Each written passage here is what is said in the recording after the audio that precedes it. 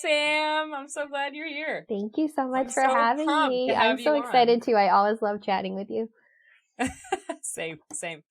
So, give us some framework on your beginnings with horses and animals in general. I know you have had like a really intense background with, vet care and vet tech stuff. So give us a little framework on your background with these creatures.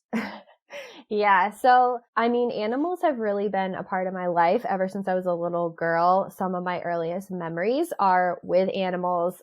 My family has told me countless stories of just me just having this magnetic draw to animals. So it always felt like it was my destiny to work with them. Horses, as a young girl, you always see horses and they're just, you're drawn to them. And I was no different in that.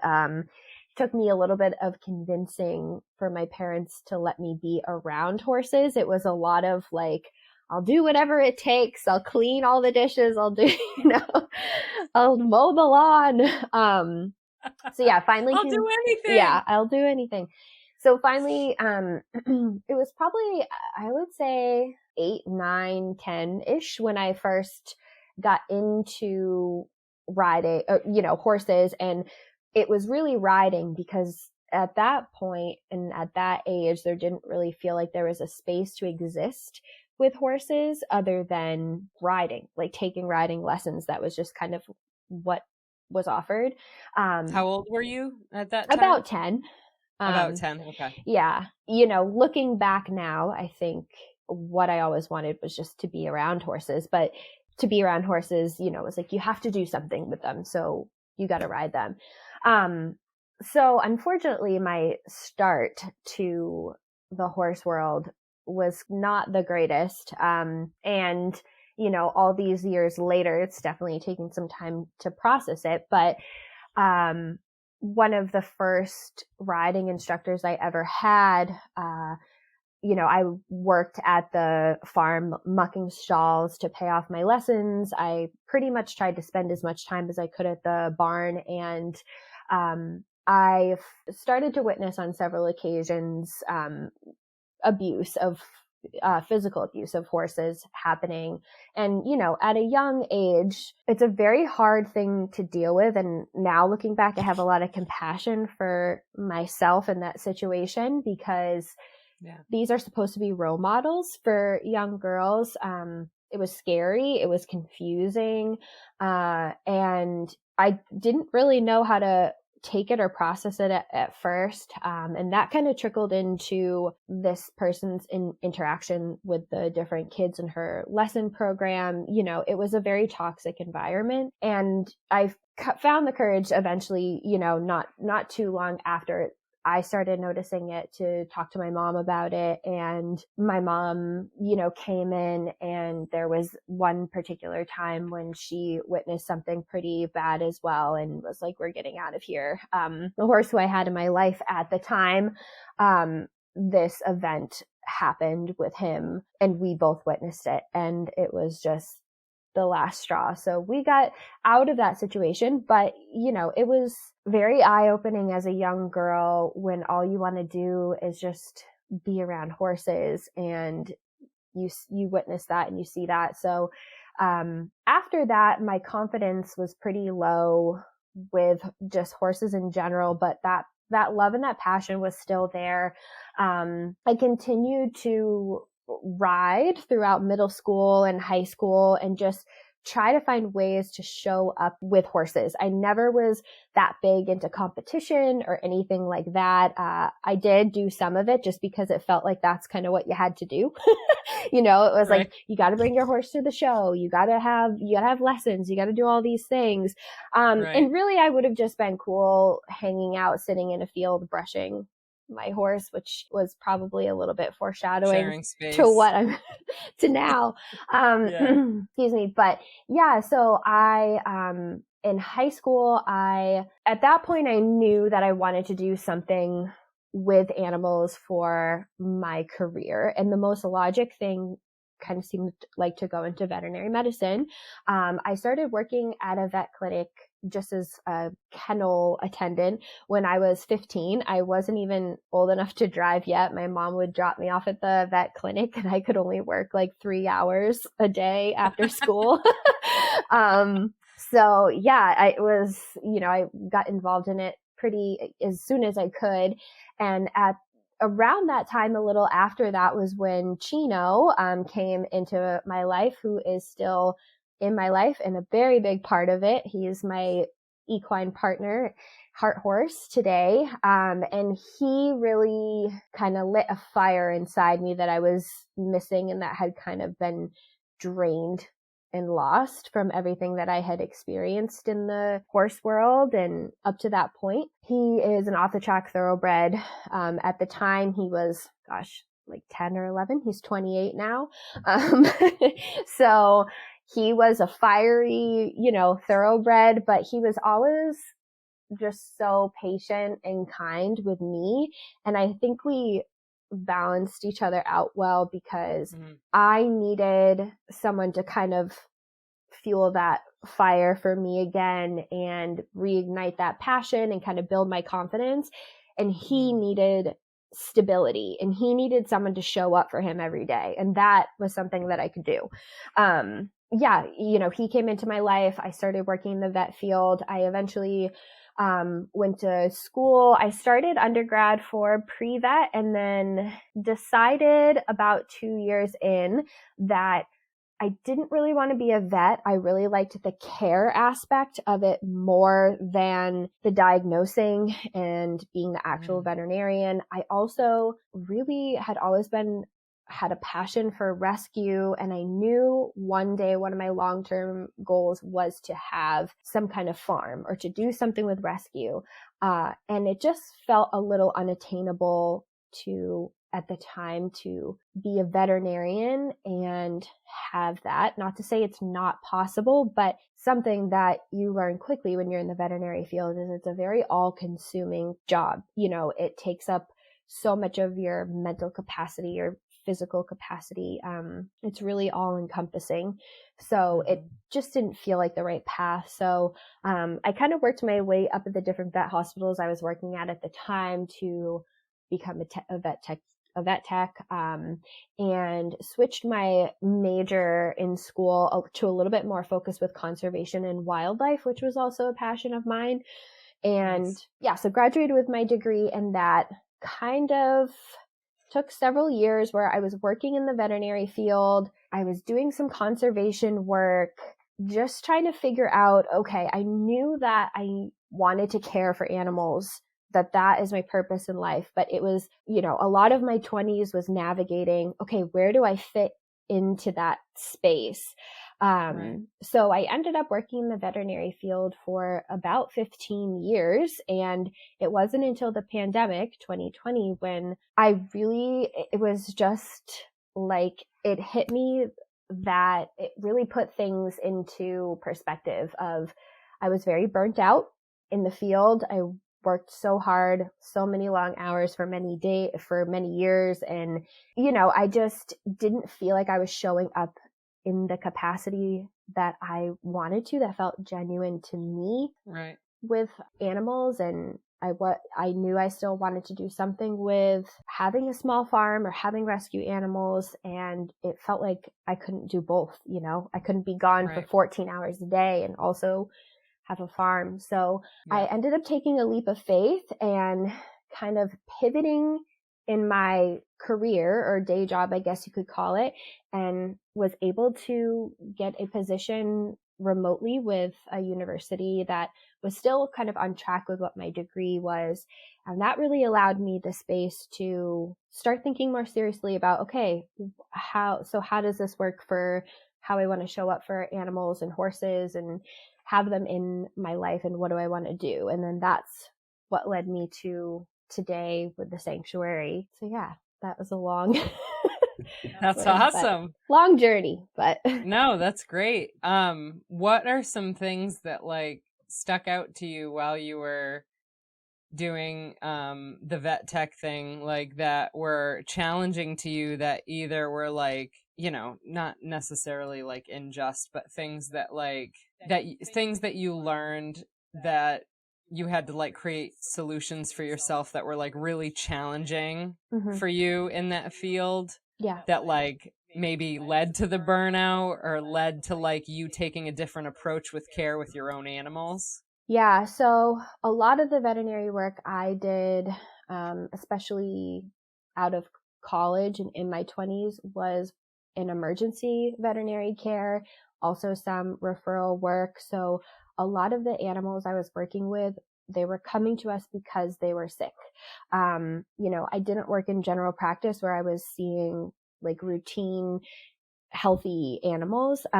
So there's this level in the vet field where you have to kind of separate your emotions and from the logistics of what you have to do on a day-to-day basis.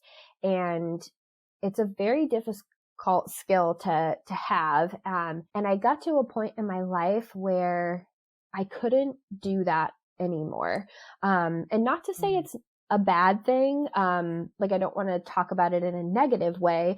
But it was just at the end of the day when I left, I couldn't leave work at work. I couldn't leave the fact that I saw, 3 separate dogs have, cancer and their families have to say goodbye to them. And I was the one walking them to their car while they were crying because they just lost their, dog of 10 plus years, or, the animal who is under surgery that, it's very intense and, maybe that didn't end up going like having the best recovery that they thought, and then having to talk to the owners about that. There's just so many different things. Yeah. And, in the vet field too, there's a lot of, you're working so hard because you're so passionate about it that there's not a lot of good work-life balance. At least there wasn't for me personally. And I know that is not, I'm not alone in that. And just the combination of all those things. And also, I think veterinary medicine has come a long way. There's a lot of fear-free handling practices and things now, but, having to do things like drawing, restrain for drawing blood and all those kind of things. It's just the compilation of all of it was just too much for me. And I wanted to show up for animals in a different capacity, in a way that I still wanted to be able to care for them, but not in the medical sense, if that makes sense. It totally does. It totally does. I'm curious. I was talking with someone today about a similar track with veterinary care, and I'm wondering, and I'm curious about like a lot of people I've talked to in like the healthcare field, whether it's with people or animals. They talk about like a different level of care being like connection is caring, right? Mm-hmm. Like having a connection to the animal is part of their care, because it's not just like the physiology of the animal that should be looked at. It's also like the mental and the emotional. Yeah. And like, I could imagine, especially in like an ER setting, it's really hard to place that with every single patient you're dealing with. And giving that level of connection and care with every animal, right? And so is that why there's a separation? Because I don't know that a lot of people understand that there has to be in order to survive and do the thing that needs doing. Yeah, no, absolutely. I think that summarizes it very well, and there's nothing wrong necessarily with that separation. Those skills are needed for the people who work in that field to give those animals the care that they need in a medical sense. But yeah, for me personally, I wanted to develop more of that connection with the animals who I worked with. And I wanted to really be able to kind of see that through and more of a long-term timeline, I guess, if that makes sense. And yeah, totally. It was just such a quick turnover. It's so fast paced that I was just left feeling so drained by just the hamster wheel of it all, Right. So basically, essentially what you're saying is because of like the speedy trend and the nature and the culture of the environment you were in, it's really challenging to care and connect emotionally to each animal because just the pace is like you're dealing with these animals coming inbound, needing treatment pretty immediately if it's an emergency, and then potentially going back out or going in for a surgery or something like that. So would you say that that's pretty accurate, that like having, you almost have to like emotionally protect yourself Mm-hmm. too, because if you open yourself too much, then you can spread yourself way too thin too. Right, which is what happened with me. And I don't want to make it seem like emergency vet techs have to be like these stone cold, no emotions, because that's not true. The majority of them I worked with were incredibly compassionate people. You have to be in a way. You have to be. But for me personally, it was like, I am an incredibly empathetic person. I really just take in like any living being around me, and I just absorb it.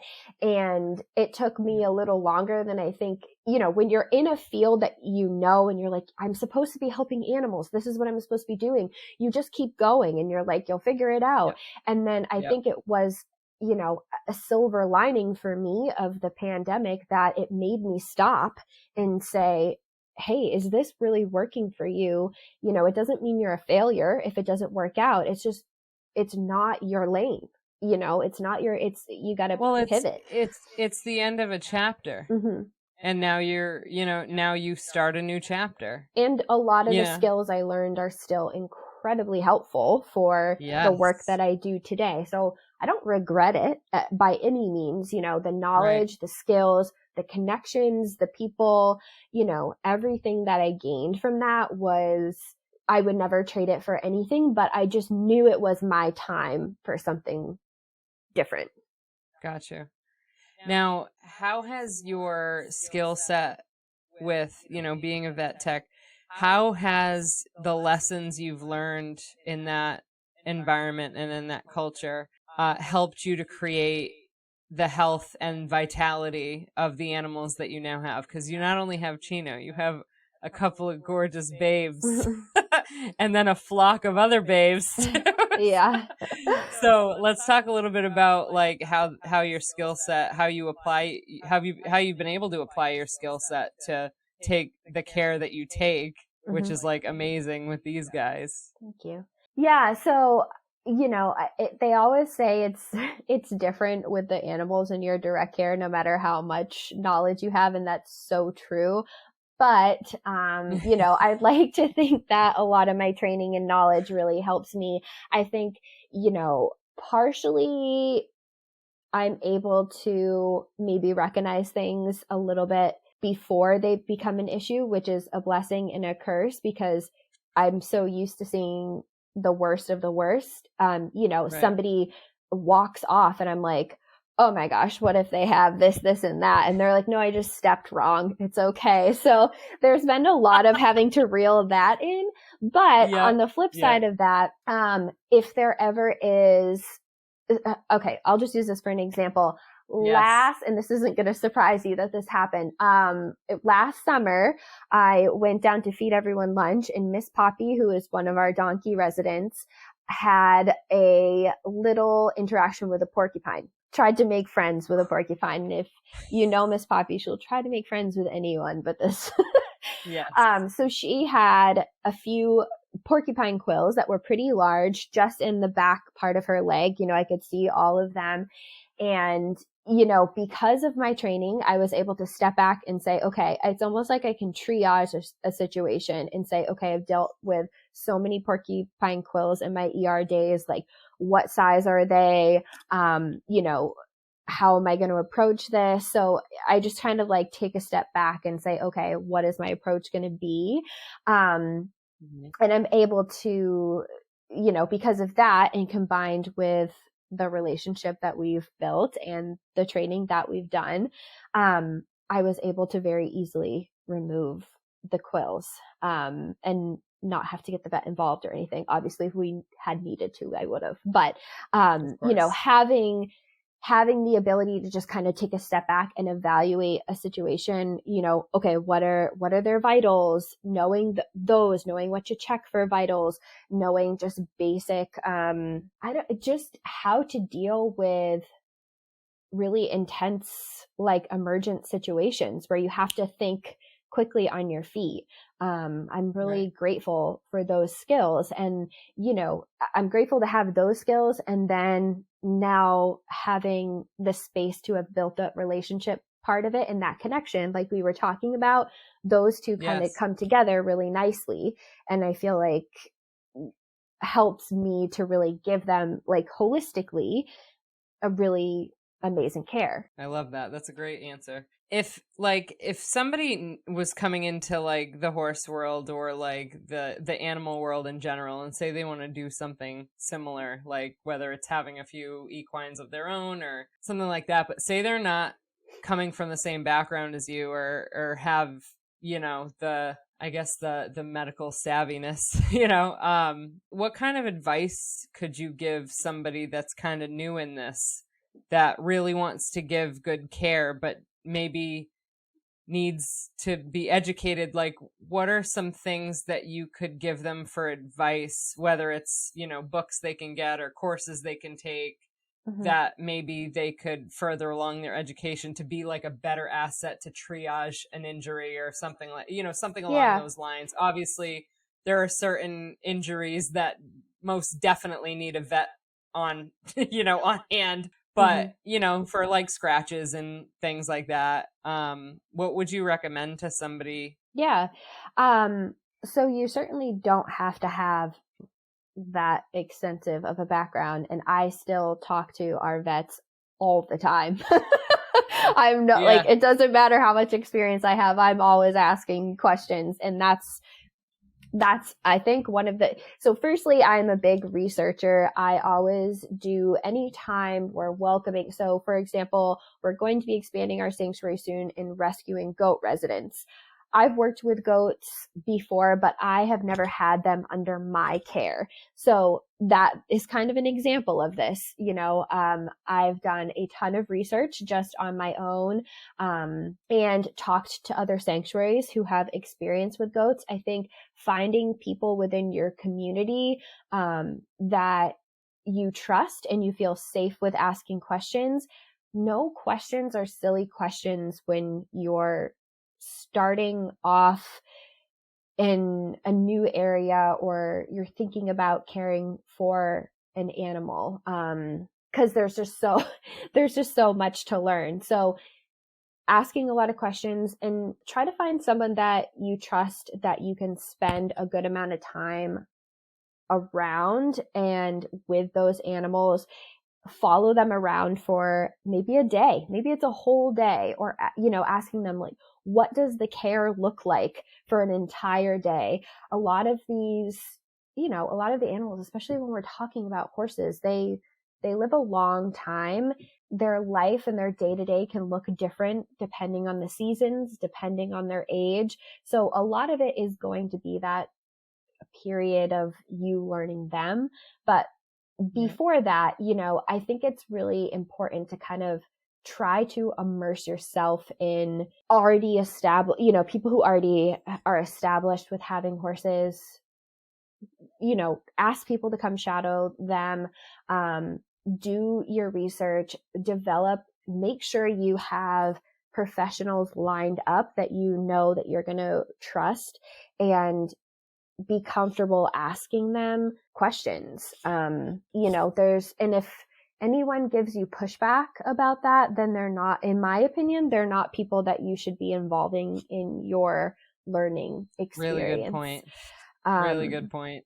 But, and that's just something I've learned over the years. Like, it's more important to really see the hardest of hard days, know the hardest of hard days, because things can look really glamorous and glorious from afar or from little snippets that we see, whether it's social media or whatnot. But when it's, like had last winter, -10 degrees, and you have a bunch of animals outside, what are you going to do for them to support them through that care? Like, what do? You have to show up. You have to be willing to show up every single day. Right. So I think really diving into, every facet and immersing yourself before you even consider, am I able to do this on my own? And maybe that's finding yourself a good mentor too. A community of support. That's been really helpful for me as I've gone through my journey in the horse world, from being immersed in more of a traditional world that I felt really out of place to more of a space that I've created. Finding community within that is really important. So yeah, I'm not sure. That's awesome. Yeah. Yeah, no, that's great. That's great. And I think too, like, just to piggyback on that, I think it's important, especially like, because there are many different conversations as far as care goes, right? There's the holistic side, there's the conventional side, the more traditional side. But I don't even look at it like tradition, because I feel like medicine nowadays is something that we've just derived from. It's just, a different thing. But I feel like it's really important to, decide for yourself the kind of care that you want to ensue on your animals, and then find, like you said, the support that aligns with your values and your principles. And if people aren't willing to have conversations or answer questions, then those are red flags. That's Absolutely. simple what they are, because then that also, that can also mean other things, Yeah. And it so can be it's hard important to advocate. I'm not a person who likes confrontation. It's been, challenging to find my voice within, kind of an industry that likes to be really loud, if that makes sense. And how, for me, it's okay, how do I advocate in a way that is genuine and authentic to the animals that are in my care, in a way that's still kind and professional to those around me? Right.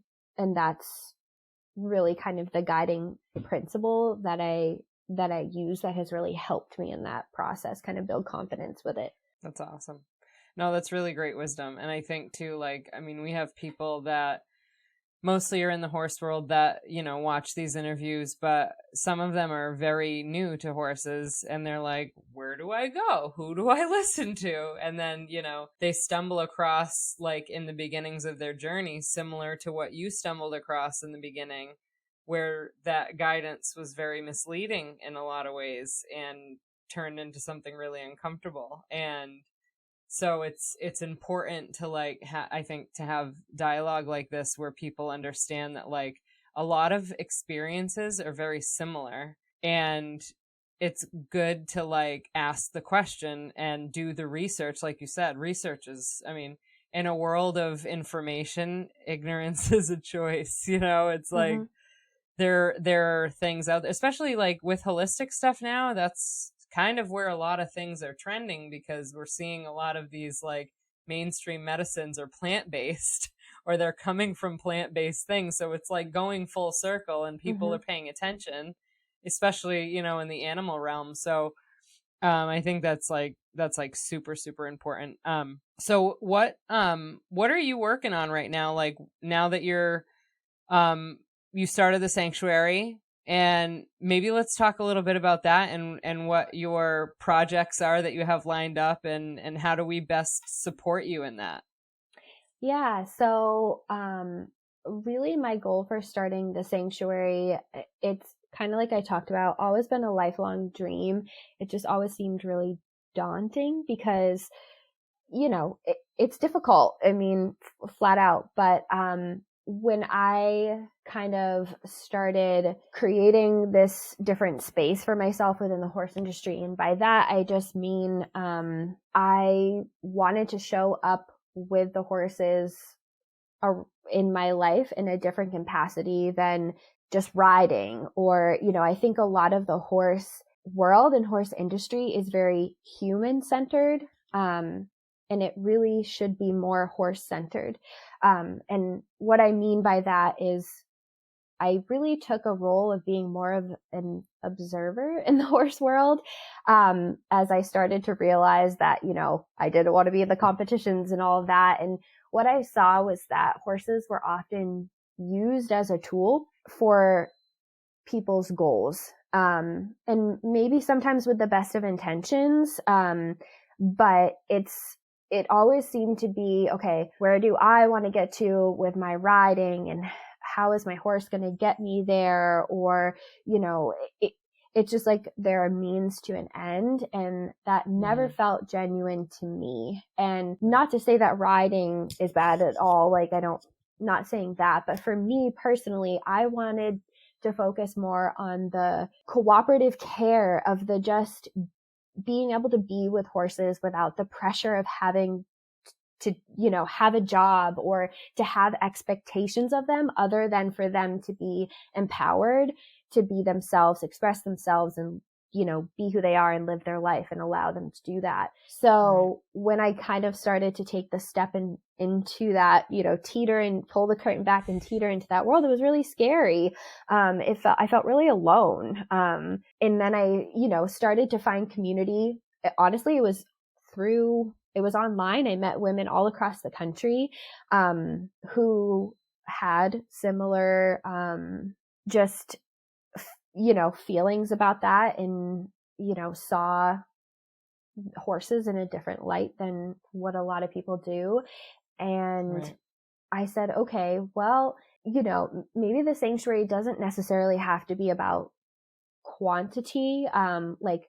It's more about focusing on really compassionate, individualized care, and creating a partnership, not just, I don't know if I want to say relationship, but I think a lot of conversations with horses, it's not a conversation a lot of time. It's one way. It's human says do this, horse does this. There's not like a lot of two-way communication. And I wanted to create a space where that was possible, where we could have conversations, where we could still set boundaries and we could still have safety for ourselves, but they could feel empowered to express themselves. And how does that translate into their everyday care? How does that translate into how we work with professionals? How does that translate into creating change for the equine community? So that was really what the sanctuary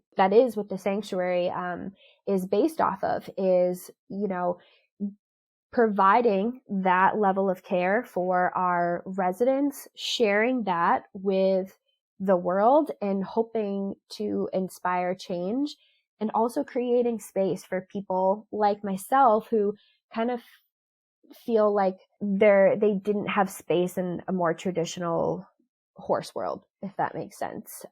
Totally does. So that's what we're really trying to cultivate with the sanctuary, and try to grow. We got our 501c3 nonprofit status, and we're based out of New Hampshire. So our New Hampshire charitable status last year, which, allows us to be able to be supported by donors, to fundraise, to really expand our advocacy platform.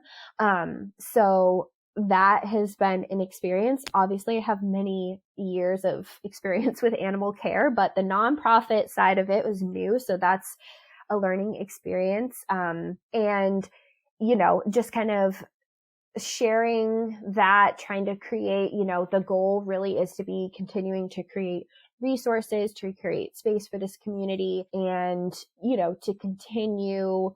Right now we are expanding. We're going to be, we're currently in the process of building a goat house. That's another animal that we really want to provide resources for compassionate and cooperative care, because they're also a species of animals that are really impacted by a lot more of the traditional practices. And the goal as well is to eventually expand our donkey herd as well. That's awesome. Yeah. That's really cool. Would you say the biggest challenge, of course, with any nonprofit is like fundraising mostly, or getting just attention on it, Is that kind of like what you've been running into a little bit too? Yeah, it's definitely challenging. Social social media is feels like such an integral part, but it's also really difficult because of things like algorithms and, just it's so hard to Having the play right the formula yeah, it's and so hard to getting eyeballs on it. hmm Yeah. it doesn't really lend a hand in favor for nonprofit organizations, and I hear that from a lot of my, fellow founders and whatnot. So yeah, it's challenging to spread the word, but at the same time, it's so important to me to really hold true to our mission and be really genuine and authentic with that. And if that Yes. means we grow a little bit slower and it takes more time, I'm okay with that, because I don't Yeah. want to ever Which is good. That's how compromise the that. best things grow. Yeah, it's what I keep telling myself.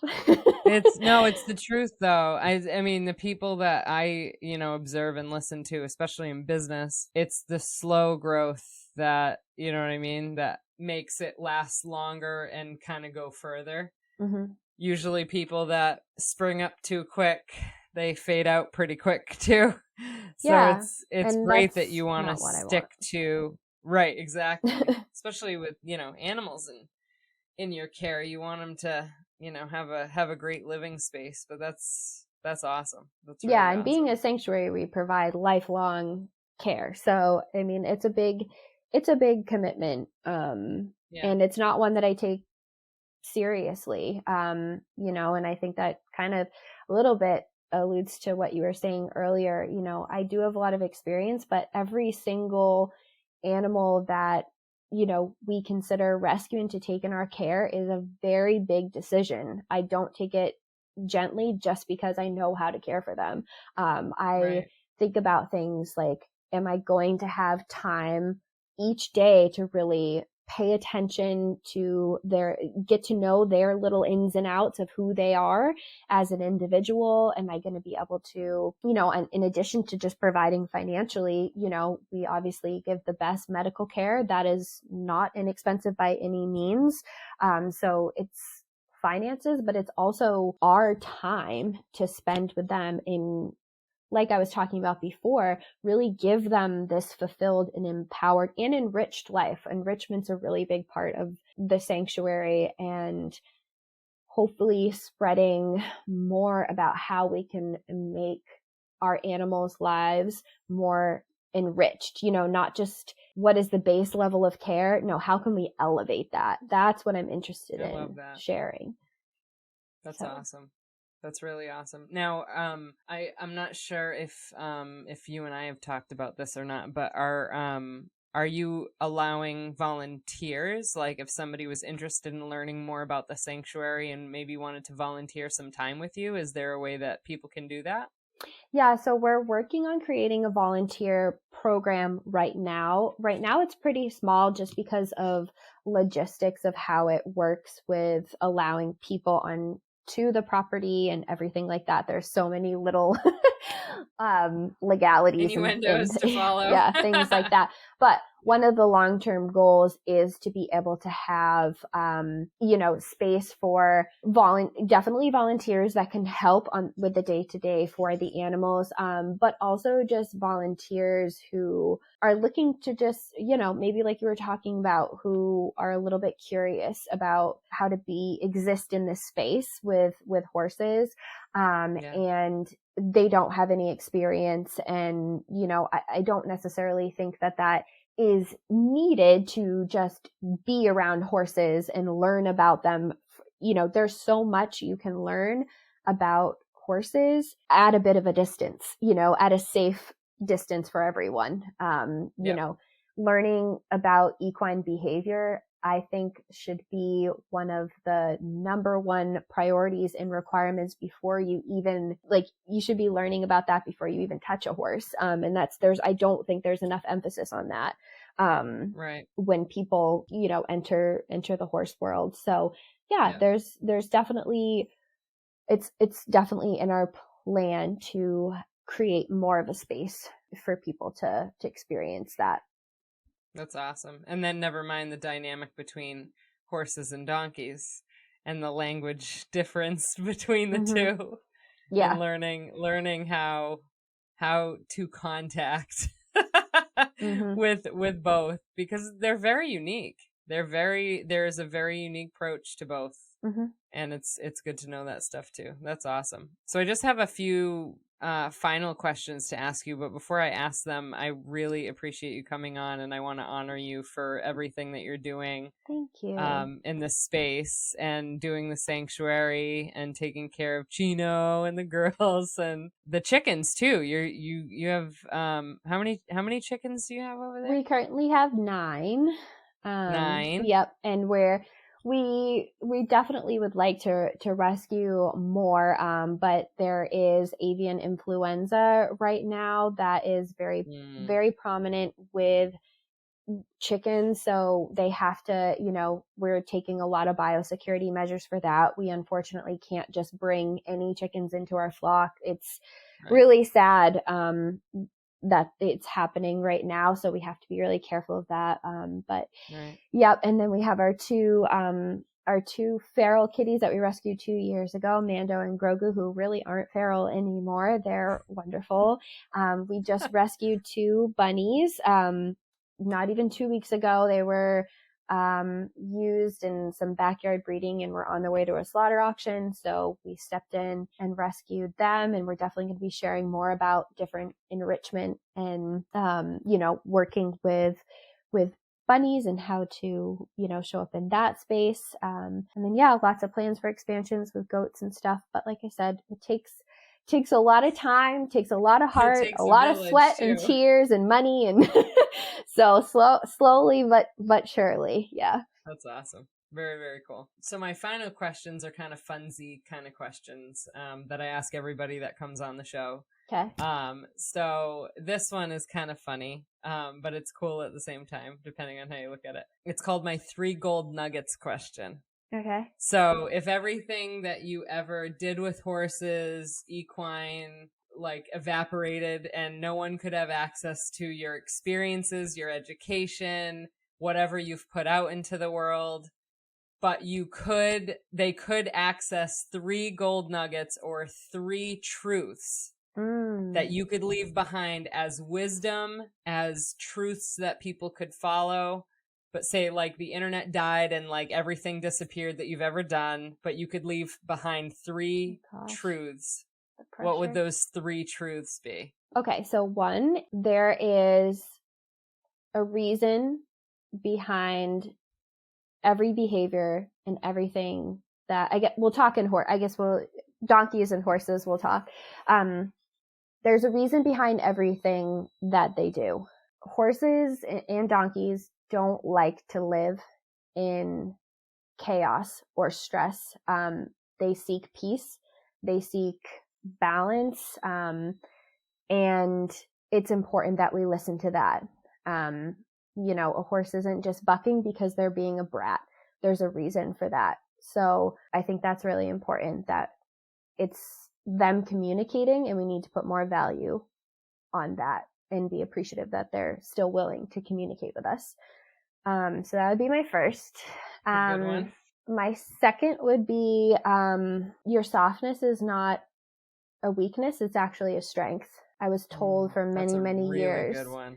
I needed to be more dominant. I needed to be, take control more with horses. And I just don't think that's the truth. I think that, we can approach with kindness, and there's a lot to be said for, that approach and what it can do for your partnership and your relationship and their ability to trust you. And then that's awesome. I guess if I had to pick a third, it would be I'm trying to pick which one I want to say. There's so many gold nuggets. I have some nuggets floating around. Just gonna choose which one I want to pick out. I guess check in with yourself before you even show up for your horse. You can't show up for your horse if you don't show up for yourself. And who you are today might not be who you're feeling tomorrow. And the same for your horse or donkey. You know, there's days where, you know, we all feel so in sync. I feel grounded, they feel grounded. And then the next day, you know, we're all just a little off kilter, you know, and maybe that changes some of the course of that day. And that's okay. You know, being a human is messy. We're complicated beings, both humans and horses. So check in with yourself first and say, can I be present and be there for myself so I can show up for my horse? That is phenomenal. That is phenomenal. Okay, I love it. No, those are like, I'm sure you have other ones, but you couldn't have picked a better top 3. Okay, good. Oh gosh, I felt like so much pressure. No. We're just making the world has ended, and what are you going to leave? Like, oh my gosh. No, that's awesome. I definitely love those. I'm going to definitely write these ones specifically too down. They're really, really solid. So my final question for you, which is similar and in line with the 3 that we've already talked about, but what would be, whether a phrase or a quote or something that just has been empowering for you? What's something that you can share with, if you were to speak to the horse industry or the horse world, what's something empowering that you can say to, you know, whether it's a young person getting involved with horses or somebody that's been out of it for a while but wants to go back in? What's something empowering you could say that could move them in the right direction? Wow. Okay. I'm thinking, I have to think hard about this. I saw something recently and it was think first. It was about this person who, you know, they were like, oh yeah, that's just this, like, you know, whatever, the sun just shines. And the other person was like, wait a minute. And they're like, some things are just not that deep. To me, everything is that deep. So that's why these are hard-hitting questions for me. Which is 100% why I was so looking forward to the answer of these, because I know you got these little diamonds in there. Okay. So what would I say to empower? I think there's so much noise in the horse world. And I think for me, for a long time, I always knew what my path should be and how I wanted to show up with the kindness, with the compassion, with horses. But there was so much noise that you start to doubt, you know, is that possible? Is that wrong? Like, what is up? What is down? So I think having some guiding principles that you can always come back to has been really helpful for me. You know, there's not always a right or wrong way to approach things. Every horse, they're all individuals, they're all different. So the way you show up for one horse might not be the way you can show up for another. So how do we navigate that? Like, there's no formula, you know, which always felt kind of scary to me. Like, how do I trust that I'm going to show up the best? So have foundational principles that you can go back to. Like, for me, it's, you know, like, am I putting this particular individual's needs first? Am I listening to them? Am I allowing them space to communicate? Am I approaching with kindness? Is this that I'm asking them, you know, for something that's only benefiting me, or is it mutually beneficial, or is it beneficial for them? You know, so yep. That's not like completely concise, but, you know, have those guiding principles that you can always fall back to. So when you hit that crossroads of, gosh, what do I do? You know, say, does this align with what I believe? So I guess that's awesome. No, that's perfect. You nailed it. Did it make the cut? You nailed it. I love it. No, I just feel like I love conversations like this, because I feel like we all need to be reminded, and we all need to hear it. We all need to have like conversations like this too, to remind each other, I think, through all the noise, that, you know, the guiding light is here. This is home. Like, our soul, you know, has these principles that we can access, and they help guide us to make better decisions. for our animals, Yeah. especially with a horse, Mm-hmm. our horses and stuff. Horses So I are think that's so great. in tune with themselves and with other horses around them, with their environment. And that's such a valuable, like, it's so incredible to me.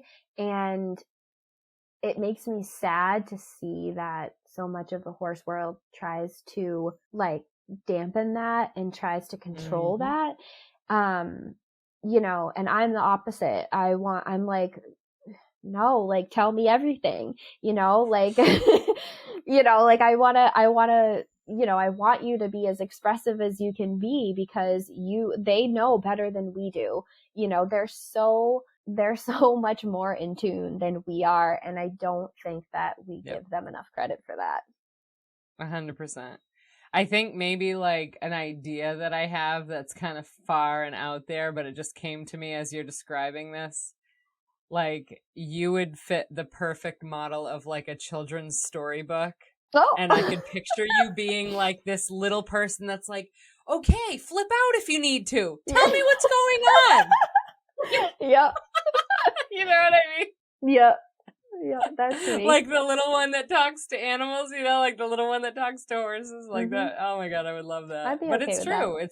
It's so true. It's, it's like we can't, I think it's about, in some ways, it's about power and control, not having that within ourselves and then needing to project that onto something, that we feel we can control. And sometimes that can affect the relationship in a negative way, especially if you're trying to work with the horse, not against them, And you can't control everything. You can't control a 1,400-pound animal. You just can't. It's better to get on the level, figure out and listen and observe, and let them be them and learn, than trying to take over and be loud and controlling and all those things. Yeah, because it's never like, it's always going to end up, coming back to in some kind of negative way. And it's going to end up in, people getting hurt. It's going to end up in, and unfortunately, a lot of the times that is the horse. Horse have to pay the price. Yeah, all of it. But I just think they're such amazing communicators, and we need to do a better job at listening. And a lot of that is letting go of our own egos. And I think that's a big thing, is that we let our human ego get in the way of, something that's right in front of our face, because, so it's true. Don't I let could it talk drive about the bus. that all day. I know, it's so true. It's so true. No, this has been great, Sam, and I appreciate you so much. And like I said, we'll link up all of your sanctuary links and your Patreon stuff in the show notes, so that people have access to you and can learn more about the sanctuary and hopefully support too, financially or through volunteer work. Yeah. Any little bit helps. And I mean, we always understand that, people, not everyone has the ability to donate or to support financially. We are a nonprofit, so that has to be a focus for us, but we understand that not everyone's able to do that. So we try to, still create a community where people can still be included, just sharing our social media, sharing our posts. We have our Patreon is a really great platform because, firstly, it's helpful because it's monthly support that we know we have. And it's as little as $3 a month. We're actually considering doing even lower levels than that to just make it more accessible for people. And I hope that can be more of a space too, where my goal is to be able to share more resources and tools for compassionate and cooperative care through positive reinforcement training, and just through a lot of the lessons that I've learned from the residents, who have taught me and who, we've developed partnerships with, and hopefully share that wisdom with other people while helping to grow the sanctuary. So love it. No, that's great. I appreciate you coming on today, and I look forward to sharing this with everybody because I think they'll get a lot out of it. That's for sure. Oh, thank you. We can talk about this stuff all day. I know. I love it. Well, thank you so much for having me. I appreciate it. Hey, no problem. We'll have you back on again. You know, if you're doing any kind of events or fundraising, we'll have you back on. We'll do a live or something like that, and bring further support. You know, all right, eyeballs. Yeah. Sounds good. All right, Sam, thanks again. Thank I'm you. going to obviously